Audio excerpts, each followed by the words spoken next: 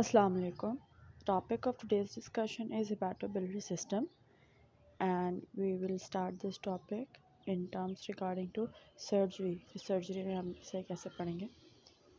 So from the upper we are having this topic started. Coming to the sketch, we all know कि liver में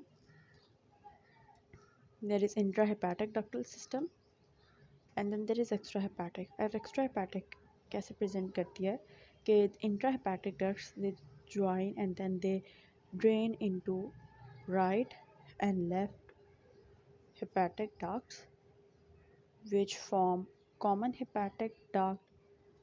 यहाँ से फिर cystic duct आके join करती है, cystic duct आके drain करती है. cystic duct किसे drain करती है? गॉल ब्लैडर को. ये हार्टमैन पाउच है, एक काइंड ऑफ थैली जो गॉल ब्लैडर के साथ अटैच होती है. This is gall bladder. cystic duct drains into the common hepatic duct which forms common bile duct. अच्छा, ये हार्टमैन पाउच और ये cystic duct, यहाँ पे स्टोन जो फंसता है, यहाँ पे किसी स्टोन का फंसना इट कॉजेज मिरीजी सिंड्रोम, क्योंकि यहाँ पे कोई भी अगर स्टोन फंसने के बाद इफ़ इट गेट्स ऑब्स्ट्रक्टेड, और क्योंकि ऑब्वियसली इतना गैप तो होता नहीं, anatomically they all are lying close, जो स्टोन बड़ा होने से it causes pressure on the common hepatic duct. So causing pressure necrosis और ऑब्स्ट्रक्शन की वजह से जो सिंड्रोम जो टोटल बनता है ऑब्स्ट्रक्शन की वजह से, इस सिंड्रोम का नाम कहते हैं मिरीजी सिंड्रोम. कि the gall bladder being stuck in the neck of the gallbladder, the gallstone stuck in the neck of the gallbladder, it causes pressure necrosis of the hepatic duct, and this whole scenario is called Mersey syndrome. जो common bile duct है that is 7.5 millimeter long, and इसके parts हैं जैसे यहाँ पे लिखा हुआ है supraduodenal, retroduodenal and intrapancreatic parts. Next जो चीज़ आती है वो गॉल ब्लैडर की है. Gall bladder has fundus, body and the neck. Hartmann pouch, as I told you, thalynoma structure. It's a dilatation of the gallbladder outlet adjacent to the origin of the cystic duct in which gallstones frequently become impacted. It's a common site of the impaction of the gallstone. Yeah, Hartmann pouch है. We have the neck, the fundus, and the whole body of the gall bladder. And the gallbladder is supplied by the gallbladder को जो supply जाती है वो जाती है through cystic artery.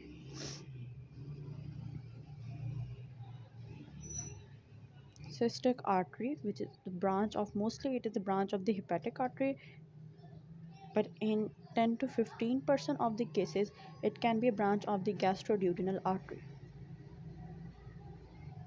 Okay, फिर hepatic artery के बारे में उसने एक स्पेशल पॉइंट लिखा है. वो ये लिखा है कि rarely the right hepatic artery becomes tortuous and form a Moynihan's hump or a caterpillar turn. This turn or this hump is important. It results in the possibility of being ligated accidentally during cholecystectomy. So we have to get this point right in our brain कि right hepatic artery has a tortuous course and वो एक hump बनाती है या caterpillar turn बनाती है, and we must look into it कि हम लोग cystic artery को जब काटते हैं तो गलती से hepatic artery को ना कट करते during cholecystectomy. Anyway, wherever you go in surgery, हम कुछ कहीं भी किसी भी पैथोलॉजिकल कंडीशन के लिए कुछ इन्वेस्टिगेशंस कराएंगे और फिर उन इन्वेस्टिगेशंस की को मद्देनज़र रखते हुए will go and plan a surgery and the type and there are different types of surgeries, so which type do we select, it all depends upon the investigation. So for this condition of the for any condition or any pathological condition of the hepatobiliary system, we will go for some investigation. सबसे पहले investigation है plain radiograph abdomen. plain radiograph में अगर कोई gall stones हैं किसी भी बिलिटी में, if there are any gall stones, mostly हमें पता है गॉल स्टोन्स दो तरह के होते हैं. We have two kinds of gall stones. One is cholesterol gall stone that is mostly radiolucent, and the other one is pigment gallstone that is radio opaque. Both scenarios में अगर हमारे पास gall bladder में gall stone होगा तो हमें एक shadow नज़र आता है. In case of stones we get a shadow, and since they are gravity dependent तो पोजीशन चेंज करने से their location would change. But in case of polyp, if we have any polyp or any outgrowth, polyp like growth in the gallbladder, you won't have any shadow, no shadow, as well as it won't change its position with the gravity, no change in position. With the turn of the patient, if you ask the patient to take a turn, there won't be any change in position. Secondly, if there is calcification of the gallbladder, जैसे हम कहते हैं porcelain gallbladder, that is kind of porcelain gallbladder is a complication of the acute cholecystitis. Acute cholecystitis की complication में है, वो porcelain बना सकता है। पोर्सलिन में कैल्सिफिकेशन हो जाती है सारे गॉल ब्लैडर की, तो वो कैल्सिफिकेशन हम पकड़ सकते हैं किस तरह, एक्सरे में हम लोग पकड़ सकते हैं। पोर्सलिन गॉल ब्लैडर हो गए, गॉल स्टोन हो गए, जो रेडियो ओपेक्स होते हैं। Secondly we have ultrasonography. Ultrasonography is the golden investigation technique, जिससे हम पता लगा सकते हैं either there is dilatation of the biliary tree, there are gall bladders, gall bladder में देयर आर गॉल स्टोन्स, और pericholecystic fluid, which is also a condition that occurs in mostly impaction of the gallstones. CT scan is mostly, CT scan तब use होता है जब हम लोग staging करनी हो, हम लोगों ने गॉल ब्लैडर की मेलिग्नेंसी का, हेपेटिक मेलिग्नेंसी की स्टेजिंग करनी हो, या हमने कोई secondary infection, secondary metastatic condition या लिम्फ नोड इन्वॉल्वमेंट देखनी हो, बेसिकली ये स्टेजिंग को ही डिटेक्ट करता है CT scan. Next investigation is MRCP, Magnetic Resonance Cholangiopancreatography. एक बात याद रखने की ये है कि MRCP is just a diagnostic tool, जबकि इसके मुकाबले में ERCP it's diagnostic as well as therapeutic tool. MRCP में obviously it's an excellent modality based on MRI, and it can demonstrate excellent images of the biliary, including structures, biliary tree की structures, dilatations, and it is a non-invasive procedure. जबकि ERCP, it is an invasive procedure, as well as it is a technique that provides excellent imaging of the ducts, pancreatic, common bile duct, and the hepatic ducts. ERCP कब perform की जाती है, उसके जैसे मैंने बताया, इसके ERCP के थेराप्यूटिक और डायग्नोस्टिक दोनों ही उसके होते हैं यूजेस, जबकि MRCP, magnetic resonance cholangiopancreatography, MRCP it has only a diagnostic tool. So ERCP को कब कब यूज़ किया जा सकता है? When you have to extract a stone, want to dilate any strictures, in sphincterectomy,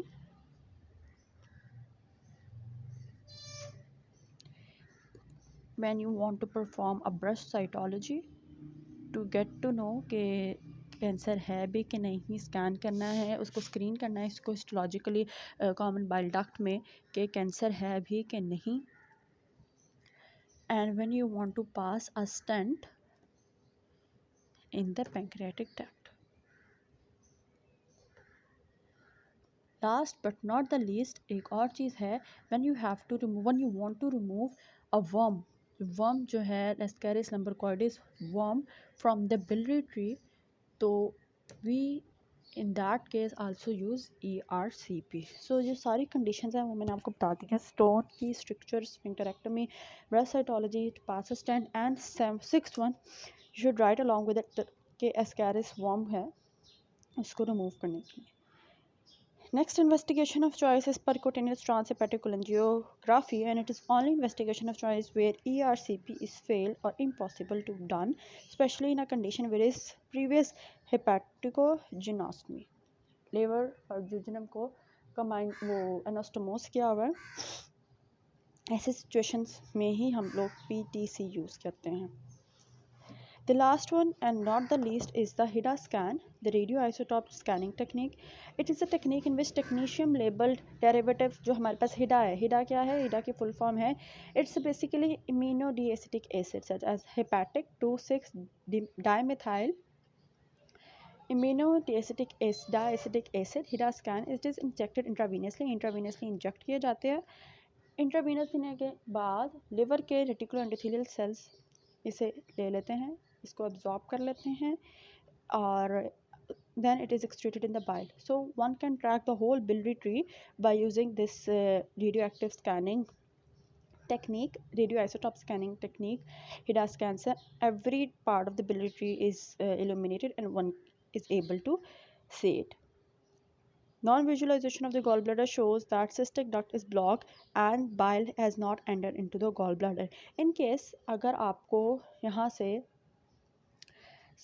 सिर्फ यहाँ तक लेट सपोज नज़र आता है एक स्कैन में, आपको गॉल ब्लैडर नज़र ही नहीं आता है, इसका मतलब ये है कि गॉल ब्लैडर नज़र नहीं आ रहा है क्योंकि जो बाइल है it is unable to travel into the gall bladder. क्यों? क्योंकि सिस्टिक डक्ट्स पे यहाँ पे कोई ऑब्स्ट्रक्शन है, either there is a stone और देयर इज़ अ सिस्ट और देयर इज़ एनीथिंग जिसने ऑब्स्ट्रक्ट किया हुआ है passage of the cystic duct into the gall bladder. तो स्कैन का जो डाई है, जो डाई हमने डाले हैं इंट्रावीनस, वो जा ही नहीं पा रहे, वो एक्सक्रीट हो ही नहीं पा रही through bile out to outwards. Next topic is extra hepatic biliary atresia. जैसे मैंने बताया, एक बिलियरी सिस्टम में एक इंट्रा हेपेटिक डक्ट्स होती हैं और एक्स्ट्रा हेपेटिक डक्ट्स होती हैं। एक्स्ट्रा हेपेटिक डक्ट्स मतलब ये जो लिवर के बाहर हैं डक्ट्स, और एट्रीजिया मतलब ये कि they are not distended, they are not patent. तो extra hepatic bile ducts are progressively destroyed by an inflammatory process which starts at the time of the birth. Mostly birth की condition है. We are again making the right left hepatic ducts, common hepatic duct, the cystic ducts come in and we have the common bile duct. Cystic duct ये Hartmann pouch and we have here the gallbladder. इतना बड़ा pouch नहीं होना था. Okay, so ये हमारे पास है ही सारा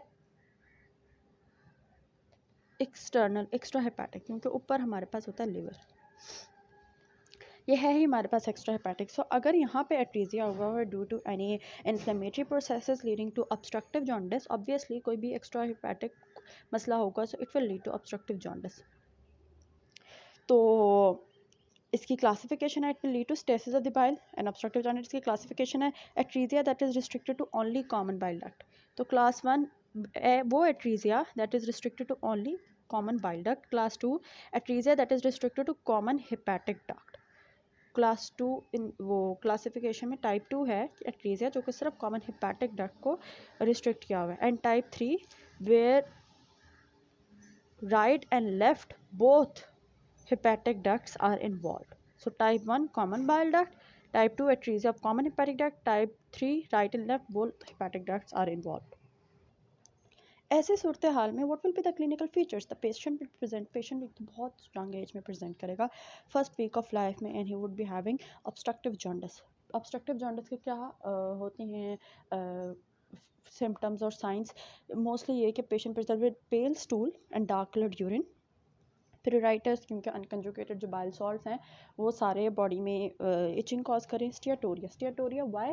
because we don't have bile is not able to reach the enteric system, enteric system कि वहाँ पे emulsification कर सके फैट की या उसे absorb कर सके स्टियाटोरिया, which leads to कि फैट सारे जो हैं वो स्टूल में पास हो रहे हैं। It leads to osteomalacia, biliary rickets. Why? Because fat soluble vitamins are not able to are not absorbed basically.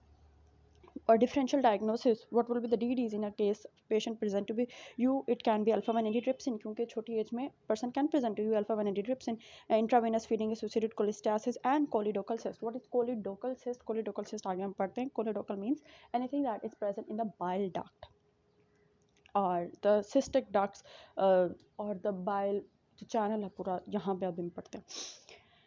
Investigation, what kind of investigation will carry out to check के patency है, atresia है कि नहीं है?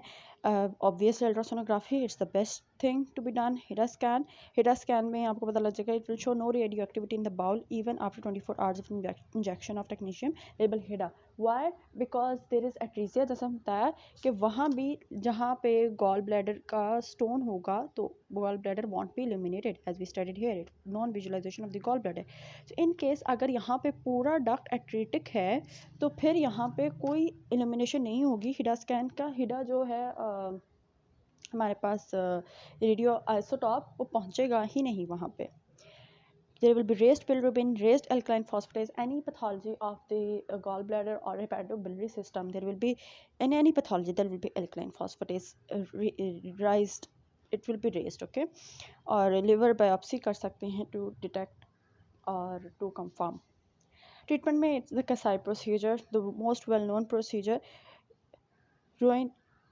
Rox NY loop of jejunum is anastomosed to the exposed area of the liver capsule at porta hepatis. As you can see, jejunum को एनास्टोमोस कर दिया जाता है लिवर से कि ये उसका जो है बिलरी पाथवे को मेंटेन करे और इंटेरिक पाथवे पेरिस्टालसिस के थ्रू एक ही मोड पे रहे, एक ही डायरेक्शन में रहे. ये इसे कहते हैं, दिस इज द कसाई procedure. You can also go for liver transplantation in a small child, in a young child. What is choledochal cyst? As I told you, that's a congenital cyst है, मतलब congenital dilatation है. Choledochal मतलब कि intrahepatic या extrahepatic biliary tree में है, biliary system में है. इसकी हमारे पास 5 किस्म की classification है and they are very easy. The first one is, I'll make again this here so that one can study.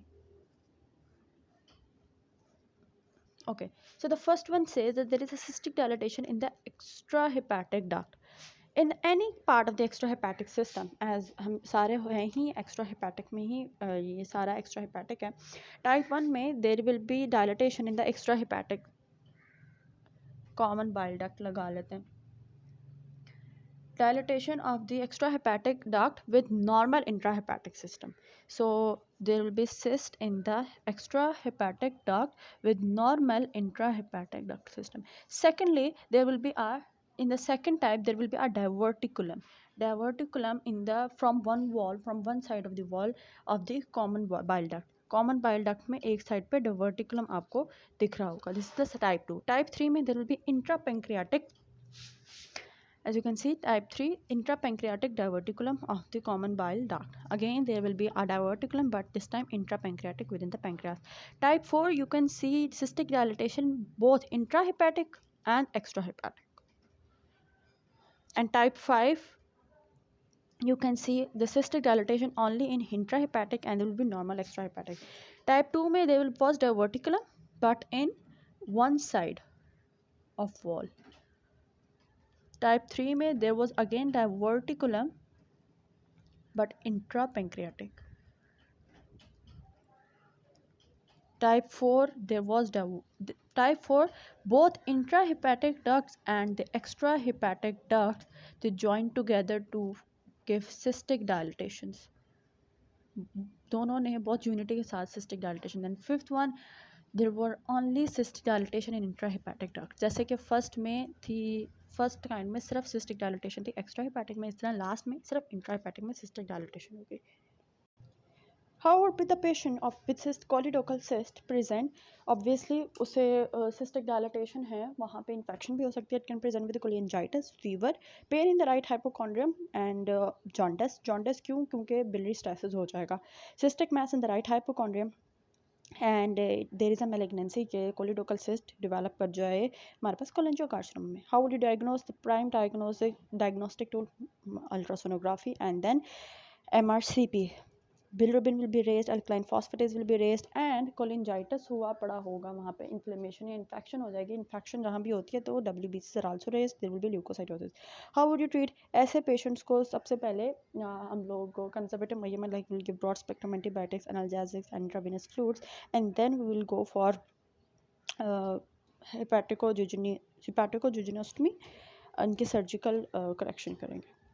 Cholelithiasis, gallstones, the most common condition that we have studied since 4th year. So there are 3 kinds of gallstones. One is cholesterol stone, other one is pigment stone, जो आपने पढ़ा. And the fourth one is a mixed kind of gallstones. Cholesterol stones में they are radiolucent and they're mostly in Western countries. Female gender, obesity, Western diet, fair female, 40 fat and fertile.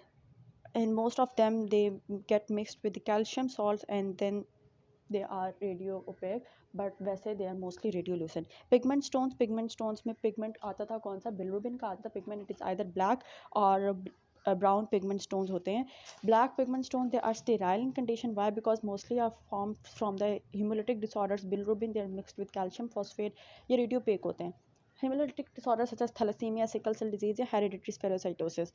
And brown pigments gallstones, brown pigment stones that are formed due to any infection of the bilirubin. Infection caused by E. coli, Klebsiella, Bacteroides fragilis. So basically these bacteria release enzyme like beta glucuronidase enzyme जो कि deconjugation कराते हैं of the bilirubin and thus brown pigments are formed. Moreover हमारे पास कुछ parasites हैं, कुछ like nauseous hair, caries lumbricoides are that are responsible for the brown pigment stone formation.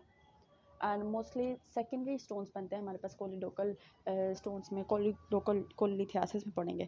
Consequences of the gall stone, if a gall stone is form, तो gall stone is form, तो वो gall bladder में क्या करता है? Either it can be asymptomatic, mostly it is asymptomatic, तो कुछ नहीं करता, वैसे ही बैठा रहता है चुपचाप, but it can cause biliary colic pain, acute cholecystitis में बदल सकता है, which can be chronic cholecystitis. अभी हम इसके डिफरेंस पढ़ते हैं. Empyema of the gall bladder pus पड़ सकती है, म्यूकोसील म्यूकस टेंशन हो सकती है, perforation of the gall bladder, gangrene, carcinoma of the gall bladder. And in the bile duct it can cause biliary obstruction causing obstructive jaundice, acute cholangitis which can also cause acute pancreatitis, pancreatic inflammation, and cholangiocarcinoma, and the intestine can cause gallstone ileus, which is one of the common thing. Now इनके consequences में हम पढ़ते हैं कि हर एक consequence कैसे manage हो सकती है. When the stone is asymptomatic, तो फिर बहुत अच्छी बात है. अब इसको मैनेज कैसे कर सकते हैं? एसिम्टोमेटिक है तो कुछ भी ना करें, लेकिन वो इंडिकेशन जिनमें हम लोग अगर स्टोन पड़ा हुआ है और स्टोन कुछ भी नहीं कह रहा, तो कौन सी इंडिकेशन हैं जिनमें हम लोग उन स्टोन को निकाल देते हैं, इन एसिम्टोमेटिक स्टोन को निकालते हैं. Number 1 is if a person is suffering from diabetes mellitus. Number 2, if a patient is at a young age और उसे पता लगा वो एसिम्टोमेटिक, उसे गॉल स्टोन का इशू है, तो if the patient is at the young age and he has a positive family history of carcinoma of the gallbladder. The third one is if the patient is acromegalic and they are on long-term somatostatin analog therapy. Sorry, this is the fourth one. And the next one is if a person is suffering from hemolytic anemia. Hemolytic anemia का patient हो, कोई long-term somatostatin analogue therapy ले रहा हो, किसी को porcelain gall bladder है, that is the complication of acute cholecystitis, porcelain gallbladder calcification which can further lead to malignancy. as we know, कोई भी चीज़ malignancy में जाए तो उसे वहीं ही निकाल देनी चाहिए. Gallstones are removed. Let's suppose if a person is having any other operation in which he has been performed laparotomy, उस पर लेप्रोटमी परफॉर्म की गई है, और ऐसी कंडीशन में लेप्रोटमी परफॉर्म की गई है और उस कंडीशन में नज़र आते हैं पर्सन इज हैविंग गॉलस्टोन, तो फिर उसे रिमूव कर दिया था साथ ही. और the person is undergoing bariatric surgery for morbid obesity, bariatric surgery for morbid obesity. तो ऐसी कंडीशंस में ये 7 कंडीशन है जिसमें स्टोन तो है asymptomatic but it's better to be removed.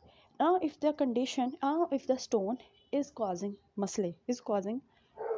impaction जो है उसकी, it is causing obstruction of the cystic duct which is causing pain, and the gallbladder becomes hyperemic, edematous or distended. ऐसी सूरत हाल में person will present with right upper quadrant pain, और pain जो होगी it will be radiating towards the tip of the shoulder as phrenic nerve is transmitting the pain. तो tenderness होगी वहाँ पे, anorexic, patient would be anorexic, there would be nausea, vomiting, and person would present with mild jaundice. Murphy sign जो होगा सिर्फ acute cholecystitis के केस में पॉजिटिव होगा, chronic cholecystitis के केस में it would be negative. And what is it? It is an inspiratory arrest during deep palpation. When we will palpate that upper quadrant, और deep palpation करेंगे, we will ask the patient to inspire. वो inspiration कर रहा होगा और हम लोग जब उसका प्रेस करेंगे, वहाँ पे पालपेट करेंगे, they would be inspiratory arrest, एकदम वो अपना सांस रोक लेगा. This is called Murphy sign, and the patient withholds the breath by reflex mechanism. This will be only seen in the case of the acute. There is Bose sign. Bose sign is hyperesthesia of the skin below scapula. Hyperesthesia, there will be increase in the sensation of the skin below scapula. तो 2 signs Murphy sign, Bose signs हैं.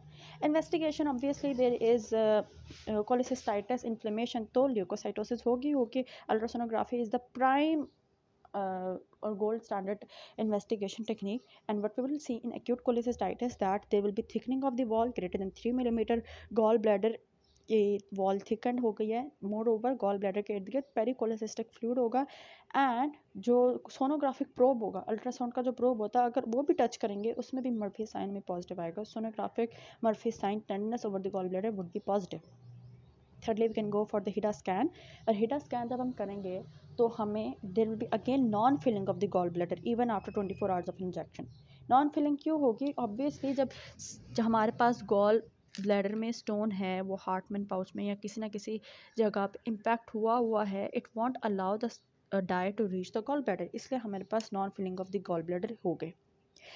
Sequel, the consequences, it can either resolve, it can either form pus, mucosal, gangrene, perforation या porcelain gallbladder भी हो सकता है. How will you treat? The treatment of choice is cholecystectomy. Now some doctors like to perform early cholecystectomy 2 to 3 days का जो उसका admission का duration है फॉर एक्यूट कोलिसिस्टाइटिस, उसी में ही उसकी सर्जरी अरेंज कर देते हैं. यहाँ पर कुछ कहते हैं कि नहीं, पहले जो है उसके एक्यूट कंडीशन को ट्रीट किया जाए और फिर 6 to 10 वीक्स में उसकी इंटरवल कोलिसिस्टेक्टमी अरेंज होती है, उसे कहते हैं interval cholecystectomy.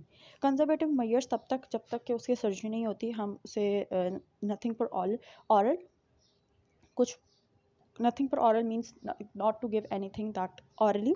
Person is on intravenous antibiotics, intravenous fluids, intravenous analgesics, and we monitor blood pressure, temperature accordingly. लेकिन अगर ऐसे कंजर्वेटिव ट्रीटमेंट कंजर्वेटिव ट्रीटमेंट में से कंट्रोल नहीं हो रहा उसका acute cholecystitis case, there is worsening condition impairment, detection of the gas in the biliary tree, which is also one of the alarming sign, or there is gangrene or perforation or intestinal obstruction, तो ऐसे case में उसकी emergency cholecystectomy कर देनी चाहिए. लेकिन अगर जो है emergency cholecystectomy अव्वल तो कर देनी चाहिए, लेकिन in case person can wait and there is a risk of spread of infection, तो उस केस में most of the doctors prefer के उसकी interval cholecystectomy हो, उसकी emergency ना हो, because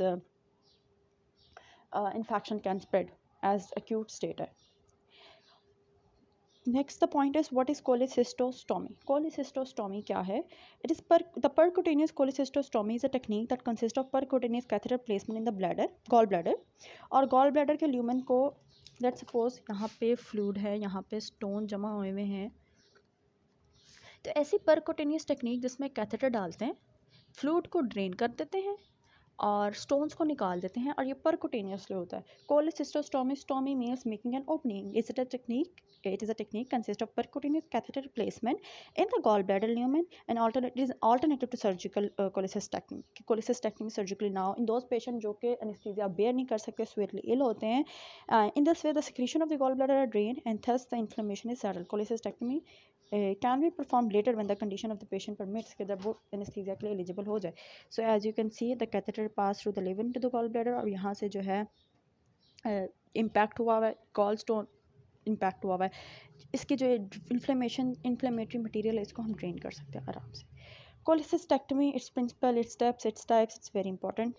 There are two types of cholecystectomies. एक तो early interval मैंने बताया, लेकिन उसके steps perform करते हुए, this one is laparoscopic surgery that is very used commonly these days, and the other one is open cholecystectomy that we will also study, but it's not commonly used. Laparoscopic cholecystectomy में हमने उस patient को prepare करना है, कैसे we have to drape the patient और general anaesthesia provide करके we pass Foley's catheter and orogastric tube. Further, we either use an open or a closed technique. Laparoscopically हम लोग कार्बन डाइऑक्साइड डालनी होती है सारे उसके प्रोटोनियम में, नेमोपेरिटोनियम बनानी होती है. या फिर तो हम लोग यूज़ करते हैं एक ओपन टेक्निक जिसमें हम हेसेंस कैनुला इंसर्ट करते हैं बिलो द अम्बिलिकस. हम एक स्मॉल इंसिजन देते हैं, fascia is incised and peritoneum is entered via finger, and a cannula, Hessen's cannula, is inserted in the peritoneal cavity, anchored in the fascia and insufflated with carbon dioxide. यहाँ फिर close, एक तो ये है open technique जिसमें हम लोगों ने इंसाइज किया, फिंगर से हम लोगों ने कैनुला इंसर्ट किया, हेसेंस कैनुला. दूसरी हमारे पास क्लोज टेक्निक, वेरिस नीडल डालते हैं, और वेरिस नीडल बस पेरिटोनियल कैविटी में डाल के सम अम्बिलिकल इंसिजन से वेरिस एक नीडल डाली, और वहाँ से हम लोगों ने कार्बन डाइऑक्साइड भेज दी, नेमोपेरिटोनियम बन गया. 10 mm established the pneumoperitoneum, 10 mm trocar cannula is inserted subumbilically. फिर हम लोग बाकी भेजते हैं जो एडिशनल पोर्ट्स हैं, हम लोग बनाते हैं 10 mm below the xiphisternum, 5 mm below the mid clavicular line in the transpyloric vein, and 5 mm below the anterior axillary line. तो यहाँ हम लोग इंसिजन देते हैं, यहाँ हम लोग बाकी भेजते हैं डिफरेंट पोर्ट से बाकी इंस्ट्रूमेंट्स भेजते हैं पकड़ने के लिए और कोलिसिस्टेक्टमी को असिस्ट करने के लिए. Single port cholecystectomy is currently in development, जब डेवलप हो जाएगी तब वो कर लेंगे. गॉल ब्लैडर फंडस को आइडेंटिफाई किया जाता है निक दे के उसकी शीट में निक दे के उसको आइडेंटिफाई किया जाता है, उसको पकड़ा जाता है, उसको और सिस्टिक डक्ट को पकड़ा जाता है और सिस्टिक आर्टरी को आइडेंटिफाई किया जाता है। सिस्टिक डक्ट को उठा के अलग किया जाता है, सिस्टिक आर्टरी को अलग किया जाता है, गॉल ब्लैडर को ऑब्वियसली उठा के हम लोगों ने सुपीरियरली रिट्रैक्ट किया हुआ है। फर्दर हम लोग फिर सिस्टिक डक्ट को और सिस्टिक आर्टरी को दोनों को टाइटेनियम क्लिप्स लगा के काटते हैं और डायसेक्ट करते हैं। पहले सिस्टिक डक्ट काटी, फिर सिस्टिक आर्टरी काटी, एंड देन जो गॉल ब्लैडर है उसे सुपीरियर जो पोर्ट था, अम्बलाइकल पोर्ट था, सुपीरियर पोर्ट था, यूजुअली द एपिगैस्ट्रिक पोर्ट से उसे बाहर निकाल दिया जाता है। So this is how laparoscopic cholecystectomy is performed. With Caller's triangle, infundibulum is retracted with the second grasper. पहला ग्रास्पर लिया जिससे हम लोगों ने फंडस को सुपीरियरली रिट्रैक्ट किया, सेकंड ग्रास्पर से infundibulum is retracted, gall bladder retract करके infundibulum is retracted and open Calot's triangle जो कि that is bounded with one side पे लिवर का इंफीरियर बॉर्डर है, दूसरी साइड पे हमारे पास सिस्टिक डक्ट है और तीसरी साइड पे we have the common hepatic duct. तो ये हमारे पास कैलर्ट्स ट्रायंगल है, you can see this is our Calot's triangle. उसको ओपन करके वहाँ से हम लोग ने सिस्टिक डक्ट सिस्टिक आर्टरी को क्लिप्स लगाए और फिर उन्हें क्लैम्प डाउन किया और गॉल ब्लैडर को हम लोगों ने एपिगैस्ट्रिक पोर्ट से बाहर निकाल दिया। The hazards, common hazards, कि इंजरी हो सकती है to the bowel or greater vessels. There can be damage to the common bile duct, portal vein, hepatic artery, cystic artery. Moreover, ये भी हो सकता है कि हम जो लेप्रोस्कोपिक कोलेसिस्टेक्टमी कर रहे हैं वो फेल कर जाए, हमें जो है उस पर्सन को लेप्रोटमी करने पर उसे खोलना पड़े। Conversion to open cholecystectomy it can occur in 3% of the patients. Then जो कार्बन डाइऑक्साइड हमने नीमोपेरिटोनियम बनाने के लिए भेजा due to absorption of the intraperitoneal carbon dioxide, there may be carbon dioxide retention and there can lead to accidental perforation. Nick लग गया gall bladder पे तो सारा जो scattering of the calculi and the gall bladder की सारी inflammatory material फैल गया which leads to peritonitis. What are the contraindication on which patient you cannot perform laparoscopic cholecystectomy? जिनको severe chronic obstructive pulmonary disease है, यहाँ पे congestive heart failure है जो कि नीमोपेरिटोनियम को बर्दाश्त नहीं कर सकेंगे, severe bleeding disorders and end stage liver disease. The second technique is open cholecystectomy. What is open cholecystectomy? ऐसी सिचुएशन में हम लोग यहाँ पे कोचर इंसिजन देते हैं beneath the xiphisternum और right ninth costal cartilage subcostal cartilage को लेके एक लंबा सा इंसिजन देते हैं। Kocher right subcostal incision is used most commonly but the procedure is perform through the upper right transverse और upper paramedian incision. Incision is given 3-4 cm below parallel to the right costal margin and extends from xiphisternum to the midline of the ninth costal cartilage as you can see here. xiphisternum से लेकर ninth costal cartilage right upper quadrant पे सब coastal arch के बिल्कुल 3-4 cm नीचे, 3-4 cm यहाँ से थोड़ा सा नीचे। स्किन सबक्यूटेनियस टिश्यू को हम इंसाइज करते हैं, एंटीरियर रेक्टस को इंसाइज करते हैं। रेक्टस मसल इंसाइज होता है medially and laterally we have the transverse abdominis and internal oblique muscle at the lateral end. Further मजीद इंस्ट्रूमेंट्स भेजते हैं। अब हम लोग 3 स्पॉन्जेस लेते हैं और 3 स्पॉन्जेस में हम ड्रैप करते हैं उसको इर्द गिर्द गॉल ब्लैडर के। एक स्पॉन्ज से जो कोलॉन वाला पोर्शन है, कोलॉन वाले पोर्शन को हम लोग first PACS the colon downwards and prevent the bowel from entering into the operative field. Second portion में हम लोग stomach और duodenum को retract करते हैं कि वो operative field में ना आए. And the third sponge is placed over the visceral surface of the liver. और फिर हम लोग the sponges are held by the Davers retractor by the assistance.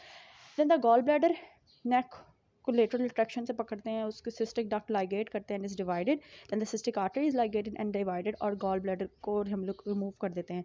Moreover, if the anatomy cannot be clearly identified, then gallbladder should be dissected from the fundus. Fundus से dissect कर देते हैं। अगर पूरी anatomy समझ नहीं आ रही तो cystic duct से retract करने के बजाय हम fundus से पकड़ के retract कर देते हैं। This is known as fundus first method और retrograde cholecystectomy.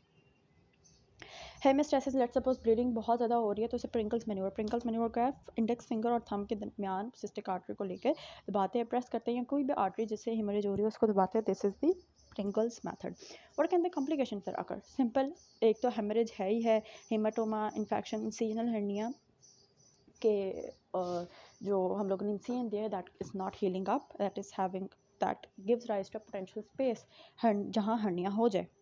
Damage to the hepatic duct through common bile duct, damage to the hepatic artery, biliary leakage leading to biliary peritonitis को कहा गया gallbladder में leads to biliary leakage. Post cholecystectomy syndrome, it's a syndrome जिस बंदे ने जिस वजह से ऑपरेशन कराया था cholecystectomy का वो अभी भी उसे सिम्टम्स हैं और ऑपरेशन हो चुका हुआ है, ऑपरेशन के बावजूद उसे सिम्टम्स हैं। Heterogeneous groups of disorders affecting the patient who continue to complain of the symptoms for which cholecystectomy was done, उसके बावजूद इसे मसला है।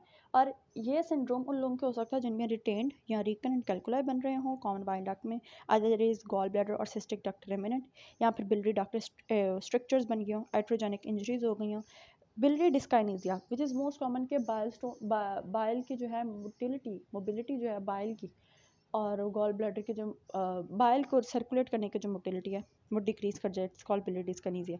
इन्वेस्टिगेशंस करते हैं, इन्वेस्टिगेशन कौन कौन सी कैरी आउट करते हैं to exclude, investigation are done basically exclude कर सकें कि क्या आया, इधर there is presence of any stone common bile duct या stone in the cystic duct, कोई इस तरह की चीज़ तो नहीं है। तो इसलिए हम लोग सिस्टिक सारी चीज़ों को एक्सक्लूड आउट करने के लिए we go for the ERCP, endoscopic retrograde cholangiopancreatography, because not only it is diagnostic it is also therapeutic, क्योंकि निकाल भी सकती है स्टोन्स।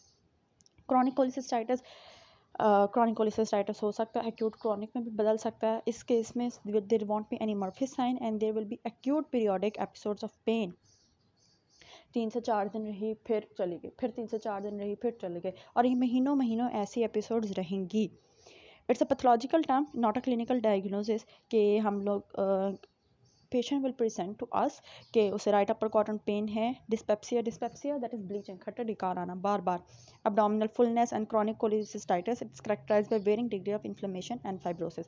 अब इस सिचुएशन में गॉल ब्लैडर क्या करेगा, कंट्रैक्ट कर जाएगा, सुकड़ जाएगा। Why? Because there will be recurrent attacks of inflammation, तो इन्फ्लेमेशन और फाइब्रोसिस की वजह से it will get contracted. Treatment इसकी कोलिसिस्टेक्टमी है। इट कैन लीड टू, ये भी हो सकता है कि गॉल ब्लैडर में जो स्टोन इम्पैक्टेड था उसके पीछे पस जमा हो गई, सारे इन्फेक्शन डल गए, इन्फेक्शन ने pus in the gall bladder is called empyema of the gall bladder, it is a sequel of acute cholecystitis के stone impacted the Hartmann pouch में, it is converted in the gallbladder and becomes infected, और वहाँ पे पस पड़ गई। अब वहाँ पे टच करना इतना ज़्यादा दर्द करता है, it's palpable, gallbladder is palpable, standard mass, standard to touch, treatment is cholecystectomy। mucocele of the gallbladder is a sterile condition, होता यह है कि हम के it is due to obstruction of the cystic duct with a stone फंसा हुआ है cystic duct के अंदर, और उसके पीछे विदाउट एन इन्फेक्शन, कोई इन्फेक्शन नहीं हुई, यहाँ पे स्टोन फंसा हुआ था और इन्फेक्शन हो गई, यहाँ पे स्टोन फंसा हुआ है, इन्फेक्शन नहीं हुई, there is inflammation of the without any infection और inflammation of the gall bladder, सिर्फ म्यूकस आके जमा हो गया बस, बाइल एब्जॉर्ब हो जाता है वहाँ पे, और gall bladder is filled with mucus which is produce by the secretory cells. इसके पेशेंट फिर ऐसे प्रेजेंट करेगा, patient be febrile, there won't be any pain, there won't be any fever, not palpable, even palpable भी नहीं होगा, soft globular non-tender swelling in the, it will be painless, it will be non-tender in the right hypochondrium, or ultrasonography is the best treatment। The gallbladder will be palpable but it will be painless। Acute acalculous cholecystitis, it is a condition which cholecystitis होगा, there will be inflammation of the gall bladder but there won't be any stone. ऐसे patients जो कि intravenous parenteral nutrition acquire कर रहे हों due to extensive burns और sepsis और multiple traumas and are risk, they are at risk of developing acute calculous cholecystitis, क्योंकि they don't have the bile वहाँ पे बाहर आती नहीं, आउटफ्लो करती नहीं, क्योंकि उनकी सारी न्यूट्रिशन जा रही है पेरेंट्रल।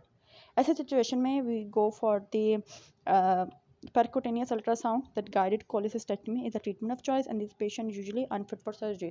obviously जिनको parenteral nutrition जा रही है उन्हीं में ये हुआ है, उन पेशेंट्स में हम लेप्रोस्कोपी या कोई भी सर्जरी परफॉर्म कर नहीं सकते, तो percutaneous ultrasound guided जो है cholecystectomy परफॉर्म कर लेते हैं, उनकी प्रॉपर सर्जरी नहीं परफॉर्म कर पाते। Acute emphysematous cholecystitis is a condition in which there is the presence of air और कैसे है गॉल ब्लैडर में। एक तो कंडीशन ये है कि हमारे पास there are bacteria, gas forming bacteria, clostridium welchii या aerobic anaerobic streptococci, which leads to gangrene, और वहाँ परफोरेशन हुई गॉल ब्लैडर की और वहाँ पे आ गई गैस। इसकी अर्जेंट सर्जरी करते हैं, कोलिसिस्टेक्टमी एंड एंटीबायोटिक्स का कोर्स कराते हैं, पेनिसिलिन और अमाइनोग्लाइकोसाइड्स का। Cholecystosis, chronic inflammation but without any chronic inflammatory condition but without any cholesterol stone deposition, this is cholecystosis। The other term is cholesterosis, that is important, इसमें strawberry gallbladder होता है। What is strawberry gallbladder? The submucous aggregation, there are submucous aggregation, gallbladder के submucosa में there are aggregations, and what are the aggregations of? There are cholesterol crystals and cholesterol esters तो it gives a strawberry appearance, या उसका colour आ जाता है, red colour आ जाता है। Interior of the gall bladder somewhat looks like strawberry because of the cholesterol esters and cholesterol crystals. Adenomatous polyp of the gallbladder, this is important. इसमें अगर कोई भी polyp greater than 1 centimeter हो, sessile polyp हो, और उस person की age जो हो greater than 50 हो, then person can have a malignant polyp. और जैसे मैंने बताया polyp का shadow नहीं होगा, और polyp जो है एक independent stalk के साथ, let's suppose जैसे polyp है एक independent stalk के साथ लगा हुआ होगा, and it is independent to gravity. Choledocholithiasis, the thing I was talking about, stones in the bile duct. There can be primary stones, there can be secondary stones. Primary stones ये कि बना ही bile duct के अंदर stone है.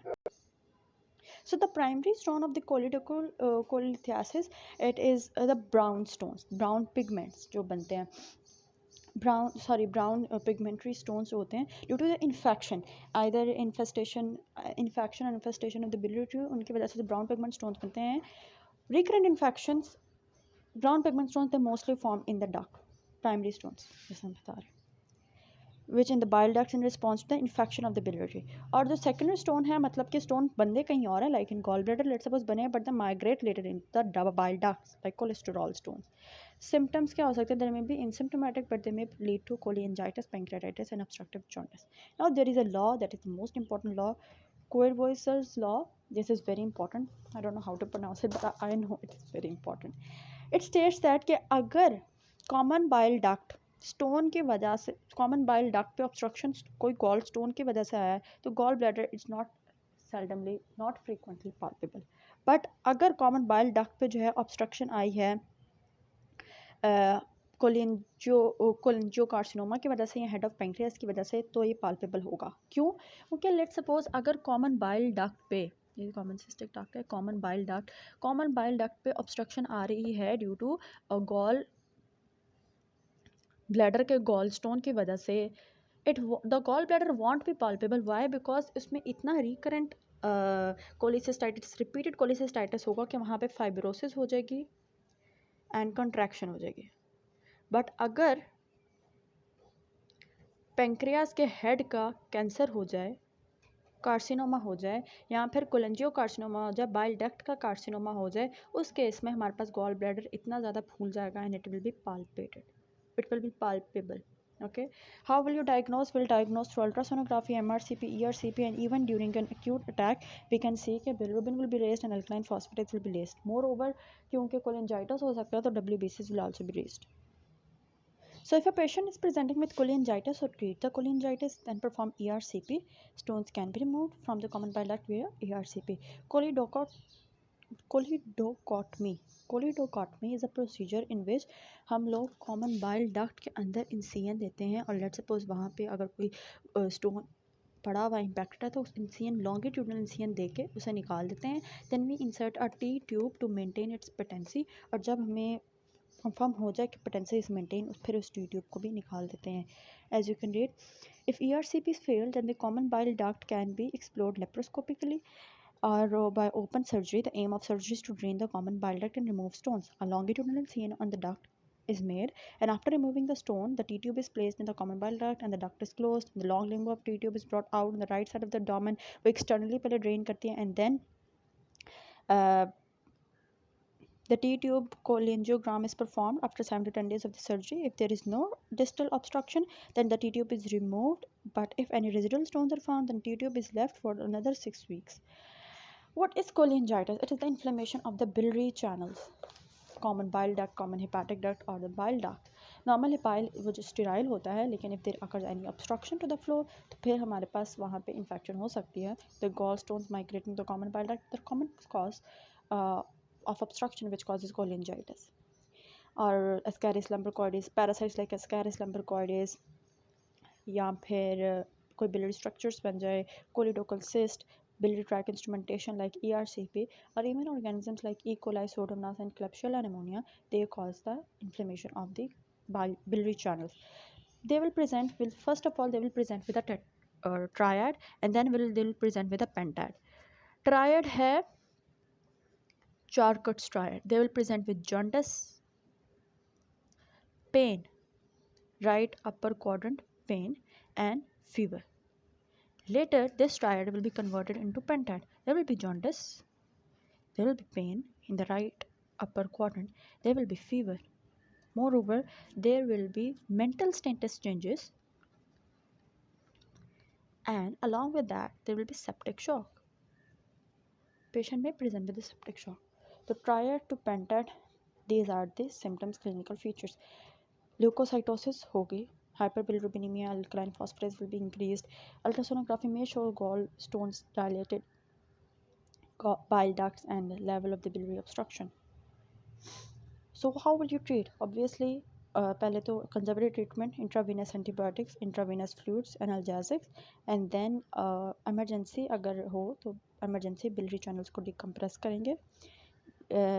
Common bile duct stones may be retrieved via the ERCP, and in situations जहाँ ERCP हम नहीं कर सकते तो वहाँ हम percutaneous transhepatic cholangiography करके cholangiectomy करके उसे रिमूव करेंगे, decompress करेंगे biliary channels को. Next thing, what is gallstone ileus? It is one of the important thing. जो होता कुछ यूँ है कि let's suppose ये gall bladder, let's suppose क्या ये gall bladder है, उसके इर्द गिर्द जो थे हमारे पास small intestines जा रही थी, यहाँ पे इन्फ्लेमेशन हुई, कोलिसिस्टाइटिस हुआ, इतनी इन्फ्लेमेशन हुई, इतनी ज़्यादा इन्फ्लेमेशन हुई कि फिस्टुलस कम्युनिकेशन बन गई ड्यूडेनम में और गॉल स्टोन में, गॉल ब्लैडर में. स्टोन की वजह से स्टोन जो था वो यहाँ आ गया ड्यूडेनम में, and it travel अल्टिल unless it got up till ileocaecal junction. Ileocaecal junction था वो वहाँ तक चला गया. ठीक है, इलियोसेकल जंक्शन अब छोटा होता है, ऑब्वियसली स्टोन बड़ा होता है तो वहाँ से जा नहीं सकता. Patient primarily it will present, he और she will present with the symptoms of constipation. Bowel obstruction, most common symptom. It is caused by the intestinal obstruction by a large gallstone. It's a fistulous communication. The stone erodes the duodenum and a fistulous communication develops between the gallbladder and the duodenum. The gallstone, obviously, through the fistula, the gallstone gets entry into the duodenum and passes ahead. There, it is lodged in the narrowest portion near proximal to the ileocecal junction. वहाँ से वो जा नहीं सकता आगे. The patient presents with a small bowel obstruction and the air in the biliary tree. Air in the biliary tree is an important उसकी वजह से why air? Because obviously cholecystoenteric fistula बना हुआ है. Treatment हम laparotomy करेंगे, obstructing gallstone को बाहर निकालेंगे, और proximally an enterostomy is done in healthy intestine to remove the stone. Cholecystectomy, enterostomy ये कि intestine में हम लोग स्टोमा obviously opening बनाएंगे और वहाँ से हम लोग gallstone को remove कर देंगे. Cholecystectomy and repair of choledoco enteral fistula, जो duodenal fistula उसको repair करेंगे. The last but not the least जो हमारे पास topic है, that is cholangiocarcinoma. What is cholangiocarcinoma? That is the malignant carcinoma of the bile channels, biliary channels. It is associated with long-standing sclerosis, sclerosing cholangitis or choledocal cyst, intrahepatic, extrahepatic stone हो या फिर कोई worm infection या infestation by Ascaris or Clonoceus. Patient will present with obviously like every cancer, weight loss, anorexia, cachexia, jaundice, and gallbladder is often palpable. जैसे हमने पढ़ा था Courvoyeurs, I'm so sorry, I don't know how to pronounce this, Courvoyeurs law में कि अगर cholangiocarcinoma या carcinoma of the head of the pancreas से bile duct obstruct हो रही है so the gallbladder would be palpable, or any metastases are found in the liver or peritoneum or into the lungs. How would you investigate? Investigation में bilirubin raised, alkaline phosphatase raised, gamma glutamyl transferase raised, CA19-9 that is also raised. CT scan can be performed, जैसे हमने पढ़ा था कोई भी staging करनी है उसके लिए CT scan perform किया जाता है. MRCP, ERCP is performed. Endoscopic ultrasonography is also performed. How will you classify the bile duct tumor? Bile duct tumor को बड़े चार इसकी classification है कि कार्सिनोमा को कैसे classification of bile duct tumor करते हैं. इसकी staging बनाते हैं. Stage 1. Stage 1 है that the tumor is only confined to common hepatic duct. Common hepatic duct पे stage 1. Stage 2, it involves the bifurcation. Stage 3A. Stage 3A में वो कहता है कि right hepatic duct is involved. Stage 3A. Stage 3B, left hepatic duct is involved. And stage 4 उसमें सारा का सारा इन्वॉल्व होता है। स्टेज टाइप 1 मतलब स्टेज नहीं, type 1 of the classification confined to the common hepatic duct, then involves the bifurcation, then extends to the right hepatic duct, then it extends to the left hepatic duct, and type 4 it involves both right and left hepatic ducts. So here we conclude the hepatobiliary system. What is the treatment? Obviously the treatment would be surgery, and this is all about the hepatobiliary system. I hope you understand it. Sakal.